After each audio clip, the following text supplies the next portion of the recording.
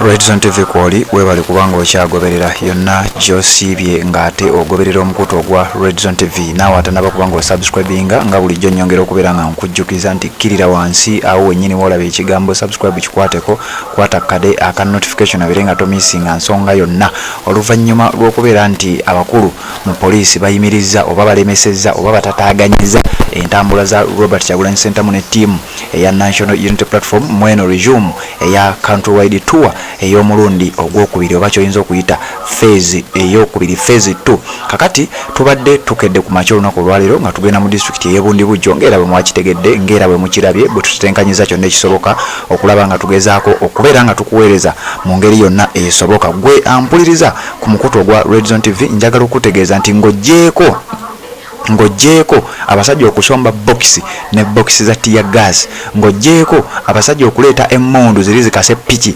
ng'oggyeko abasajja okuteekawo intimidation zonna ne baleeta buli kika kya poliisi buli kika kya kitongole ekyokwerinda ne baleeta emmotoka zikabangali na buli kimu kyonna kye wali owuliddeko SFC sima bikoze bitya ESO ISO n'ebitongole ebirala CMI n'ebirala byonna FBI nabikoze bitya byonna biweddeyo just kulemesa just kutataaganya just kukeereyesa Robert Kyagulanyi Ssentamu okubeera nti gyagenda oba oliawo abantu tabatuukako nga bwe yandibadde abatuukako era ne basakisiidinga kubanga entambula Robert Kyagulanyi Ssentamu gyadde yateeseteese tasobola kubanga agituukiriza olw'ensonga nti poliisi etataaganyiza kumpi buli kimu. Njagala okutegeeza nti bino byonna obwedda twebuuza nti naye ddala poliisi bafaaki, poliisi ekigendererwa kyabwe kiri ki? Kakati nkuleetedde ensonga ziizino lwaki poliisi eyimirizza oba etataaganyiza oba esazeewo okubeera ng'ekeereyesa omukulembeze w'eggwanga His Excellency Robert Kyagulanyi Ssentamu. Muwuliriza, okusinziira ku Secretary General ow'ekibiina kya NUP amanyiddwa nga David Lewis Rubongoya ne amanyiddwa nga Leader of Opposition Honorable Joel Ssennyonyi Right Honorable batutegeezezza wali ng'oggyeko ebyokubeera nti bakoze press conference ey'amangu mangu boogeddeko ne bannamawulire. Njagala okutegeeza nti David Lewis Rubongoya agenze ku mukutu gwe n'abuulira ensi nti wuliriza bino byebintu poliisi oba bagambe bwe bati the police officers gave 4 different reasons for blocking our radio program in Ebundibujjo. Wuliriza nti poliisi omuduumizi wa poliisi oyo gwe wawulidde amannya ge twakuwadde ensonga lwaki asazeewo ayimirize ataataaganye era alemese entambula zaffe n'okutuuka ku radio station omukulembeze w'eggwanga wabadde alina okubeera ng'ayogerera ensonga awadde nnya. Wuliriza naye ensonga zino nandigambye nti za kisiru naye simanyi kigambo kikituufu kyemba nkozesa. Poliisi mu kubulookinga Robert Kyagulanyi Ssentamu ne ttiimu, wuliriza ensonga ze bawadde. Amuwadde ensonga esooka ng'agamba we don't know about the program, nti ffe ng'ekitongole ekya poliisi programu emu tetugimanyi nako era tunakitegeera nako nti mugenda kujja mu bitundu ebya Bundibujjo tetwakitegeddeko abakulu we babategeezezza. Abakulu bano David Lewis Rubongoya ne Secretary General ne bajjayo empapula okuli resiiti eraga nti twasasula ku radio, okuli resiiti oba ebbaluwa eraga nti twawandiikira tawuni kiraaka tubeere nga tugenda ku kisaawe eky'Ebundibujjo tukwasaganye ensonga ya laale. Wabula omusirikale agamba nze byo sibimanyi, wabula mmanyi kimu sibamanyi nako era sibasuubira kubeera nti mujja mu kitundu kino olwaleero. Ofiisa wa poliisi nga annyonnyola abakulu ababiri ababuulira ensonga lwaki basazeewo bo nga ekibiina bo nga poliisi babeere nga bayimiriza entambula za National Unity Platform. Kati nno owuliriza ensonga ey'okubiri. The people are so many, how can they all go on a radio? Nti abantu bemuyina enkuyanja y'abantu kati egenda etya ku radio yonna. Omusajja n'amugamba afande beeramu, olowooza bano abantu bonna basobola okugenda ku radio? Batuwerekedde balina bwe bagenda okukoma ffe tugende. N'amutegeeza kale oba ekyo kyekikulumye leka kale tukwatemu abakulembeze bokka bye baba bayita wano bagende boogerezeganye ku programu yaabwe nga bwe yateekeddwa bo boogere ensonga zaabwe. Abakulembeze ne wogamba nti Robert Kyagulanyi Ssentamu, Secretary General David Lewis Rubongoya, Leader of Opposition Right Honorable Joel Ssennyonyi n'abamu ku bakulembeze abatonotono bo kaleka bagende ku radio. N'ategeeza nti ekyo nakyo tagenda kukikkiriza. Yamaala bamuli bangi nawe muneerondamu basatu muli bangi temusobola kubeera nga mwenna muggwera ku radio.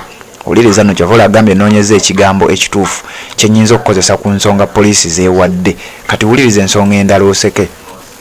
Omukulu aduumidde poliisi agambye bw'ati, what I have told you agambye the proprietors had told him they were no longer interested in hosting us. Radio nti bannannyini radio bagambye afande yazze n'abagamba nti mmwe bakulu bange oba bakama bange aba NUP ngenze nga afande ku radio gye mwasasudde okujja mukyazibwe. Abakulu ba radio ne baŋŋamba nti programu yammwe waliwo abalala abagisasudde wadde nammwe mwasasula mujje mwogere ensonga zammwe, naye mwalimu akavaawo gurupu endala nejja nesasula programu yeemu ne bakwata ssente zaabwe nga bwe bakwata ezammwe n'ezaabwe bazikutte. Kati bo bali mugenda maaso ne programu yaabwe mwe temukkirizibwa kugenda ku radio. David Lewis Rubongoya ne leader of opposition ne bamugamba ssebo tekisoboka nga tulina ne receipt yiino ate ffe tube nga twasasula n'omuntu omulala gyasasule tekisoboka. Afande n'amutegeeza nze bwe ŋŋambye bali we baŋŋambye. Secretary General ne leader of opposition ne bamugamba kale kati leka tuleke kkiriza ffe babiri ffekka nze David Lewis Rubongoya ne Ssenyonyi leka tugendeyo tulage bana abasajja receipt management ya radio kale batubuulire batandika ddi okubanga ssente zaffe bazikwata ate ne bakwata ne ssente endala ate nga talk shows zino tezirina supposed kubeera nga zisasulwa. Kino nno kimenya n'amateeka naye kale twakkiriza kati leka tugende tubabuuze. Tabakkiriza kubeera nga beeyongerayo kyate basinkana abakulu mu radio ate bwe banaababuulira ebituufu ne mutegeera nti mbalimba. Afande bw'atyo bwannyonnyola ezimu ku nsonga lwaki basazeewo okulemesa talk show ebadde egenda okubanga egenda mu maaso. Wulira ensonga ey'okuna. What I have told you is final and I moved backward. Eyo ensonga ey'okuna lwaki alemesezza enteekateeka ya Robert Kyagulanyi Ssentamu ne ttiimu. Agambye nze kyenjogedde kyekisembayo, oba mwagala oba temwagala nze mbagaanye, order from above temugenda kugendayo. N'alagira ttiimu ye n'alagira be yatambudde nabo abasirikale nti kati musembeze ebokisi za tiya gaasi, musembeze emmundu zikase piki.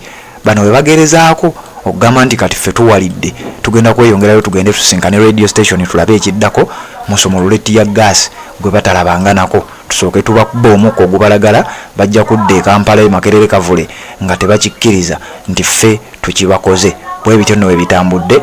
Robert Kyagulanyi Ssentamu kwe kunyiiga era mu kunyiiga njagala kuwa message awonzise agamba bw'ati.